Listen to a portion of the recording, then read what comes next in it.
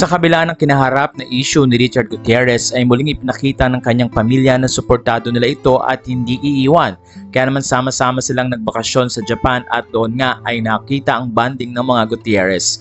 Isang video din ang sinabi ni Eddie Gutierrez, ang ama ni Richard, at doon nga ay sinabi niya na enjoy lang ang buhay at kailangang maging masaya sa kabila ng mga issue na nangyayari.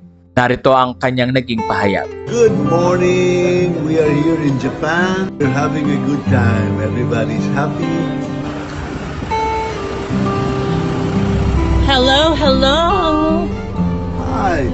Samantala, tuwang-tuwa din ng mga fans nang makita ng buong buo ang pamilya ni Richard Gutierrez kasama ang kanyang mga kapatid at mga magulang pati na rin ang pamangkin. Medyo nalungkot lang iba dahil sana daw ay kasama si Sara Labati pero dahil na rin naghiwalay na ang dalawa, umaasa sila na magkakaroon man ng maayos na sitwasyon ng dalawa kahit nahiwalay na ito. Matatanda ang mismong ang nanay ni Sara Labati ang nagsabing co-parenting ang ginagawa ngayon ni Richard at Sara at nagagawa na rin nila ang kanilang mga dapat gawin sa kanilang mga sarili.